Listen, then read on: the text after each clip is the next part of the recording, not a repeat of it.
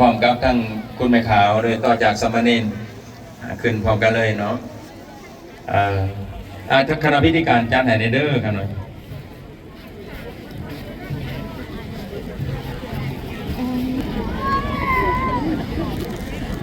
ทั้งอาจารย์ทั้งแล้วก็คุณแม่ขาวต่อเนาะน้อยหนึ่งคณะสงฆ์แล้วก็จะเป็นม้วนส้นขึ้นเนาะคณะม้วนส้นขึ้นมาเนี่ยจะลงสองทางให้ทั้งคณะเจ้าต่างพิธีช่วยเบิ่งแย่งเนาะเพราะว่ากันถามว่าทั้งเบื้องกันนำประกาศปอท่านสำเร็จก็จะได้ลงทางเดียวลงทางเบื้องอัดสงเบื้องเต็มอักษรดีเนาะมวลส้นขึ้นทั้งเบื้องมวลส้นแต่มาลงทั้งเบื้องคณะสงฆ์เนี่ยกลับคืนไปนำบอลเก่า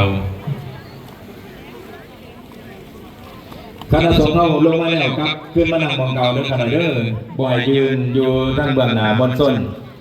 เนาะทางออกตัวเนี่ยโยมบรรชนก็จะได้กาเกียมขึ้นมา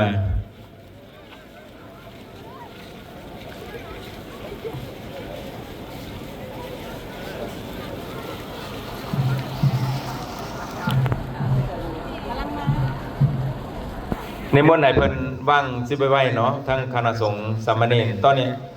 ขาดตอนแล้วเนาะอันนี้มนต์คุณแม่ขาวแม่ขาวที่แฉผมเนาะแล้วก็ทั้งอาจารย์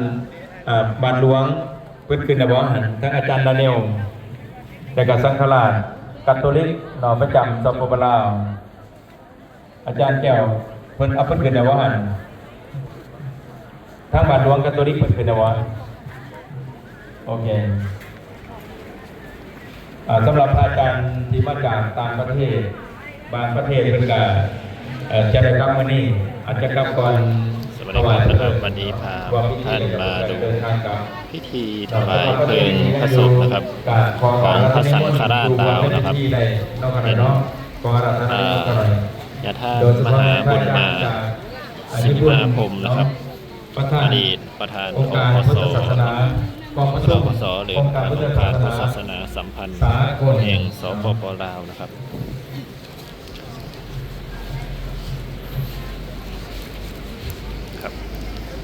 วันที่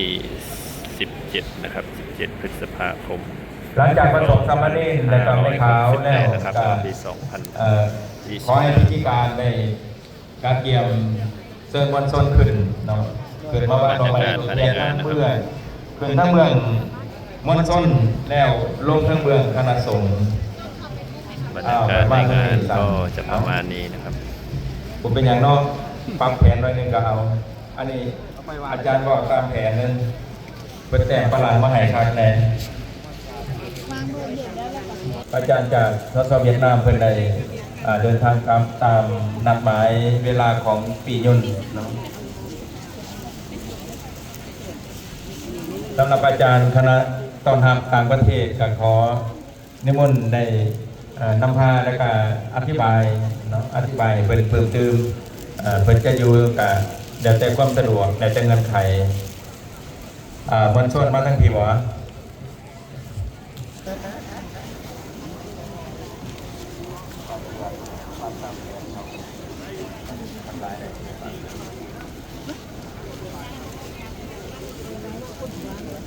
ขึ้นทั้ง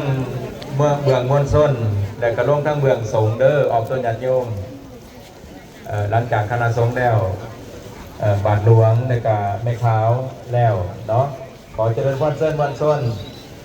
นสุดขาวและกามวลชนสุดวัฒนธรรมตัวไปขอเจริญพรเส้น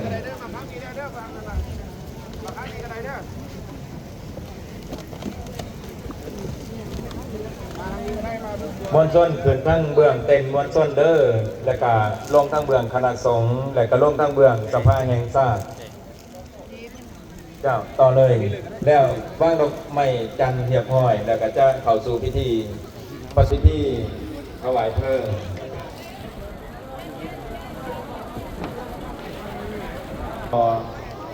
วันที่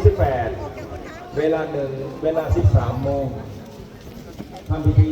เก็บอธิษฐานเวลา14 โมงทำพิธีแห่อธิษฐาน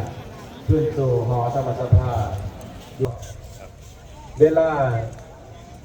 6 โมงมอบอธิษฐานให้แก่เพื่อจะเอาเมื่อไปไว้ที่พิพิธภัณฑ์เพื่อกราบไหว้บูชาเนาะพระอาจารย์ของเราแม่นเพื่อจะเอาไปไหว้ทางศูนย์กลาง นี่ครับทีมงานของพวกเรานะครับจุดสีบัวนะครับเป็นทีมงานในกู้ภัยของพวกเรา แล้วเวลา17 โมงจะได้เข้าสู่พิธีสวด